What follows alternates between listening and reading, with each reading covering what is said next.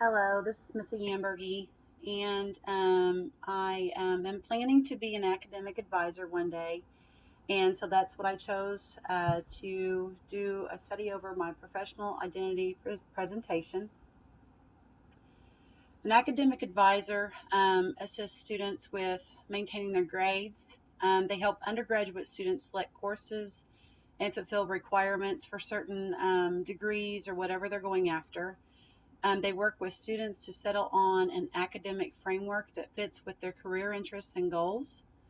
They should be well versed in institutional policies and guidelines, the rules regarding registration, course transfers, degree requirements, and issues of student rights, privacy, and special needs. So anything that a student may need or any kind of policies of the institution.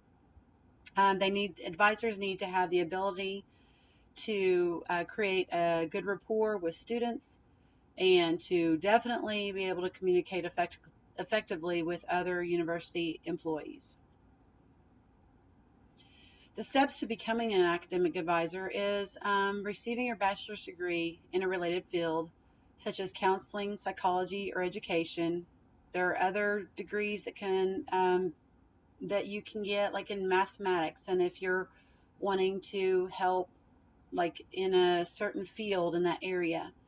Um,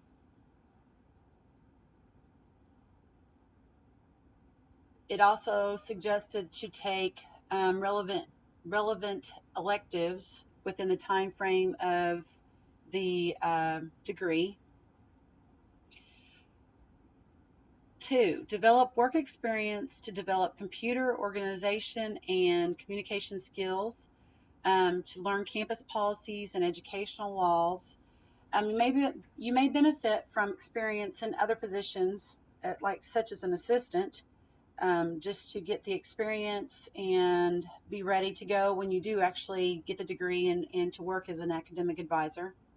Number three is pursue a master's degree in academic advising, guidance and counseling, higher education, college student personnel, student affairs, social work, or any other related fields. Number four, which is important, and just to get the experience, is to take up an internship to gain practical experience while pursuing graduate degree. You can volunteer as a mentor at a community center. You could become a student guide to new students. You can also do what it's called an assistantship at like an international office, student enrollment, and registration services. And through this assistantship, sometimes you can actually get all or part of your tuition waived. And then number five, of course, is trying to find a position in as an academic advisor. Um,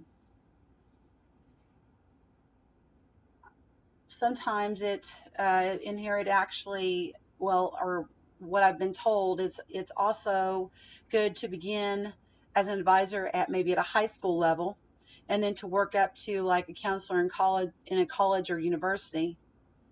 um, you can also work in like a community college, technical institute, or university.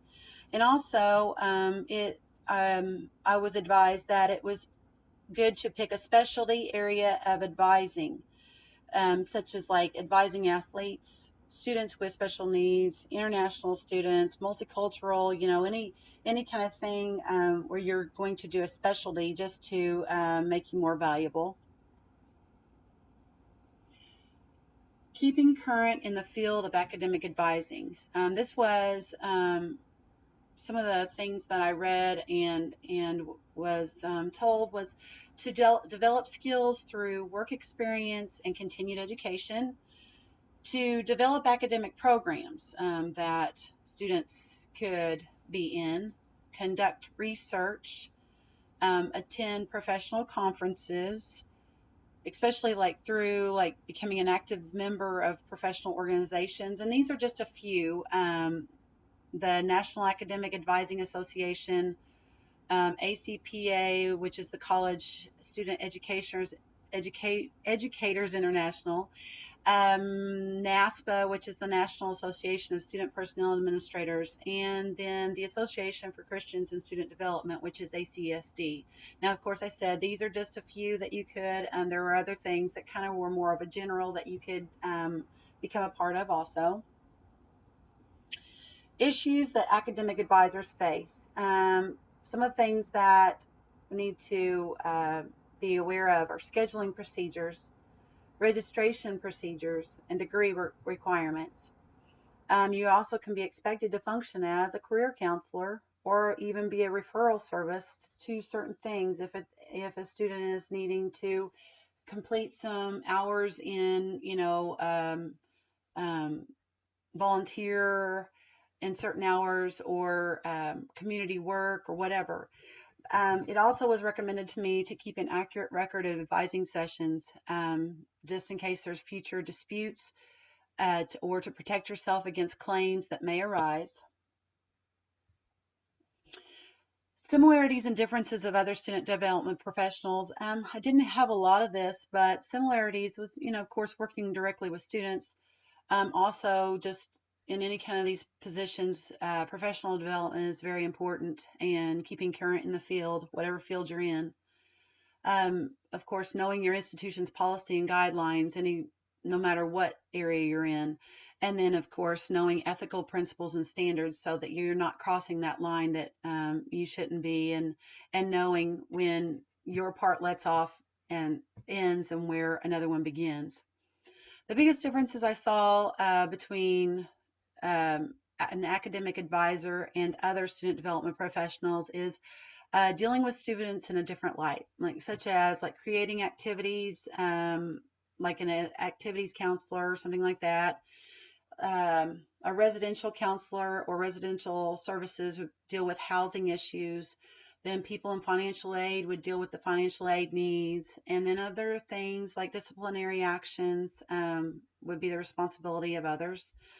I found my references. I used the Amy and Reeser book that we're using in class. I also found some great information on eHow and education portal that helped me with, especially the actual title and title and planning and all that to become an academic advisor. Thank you. Have a great day.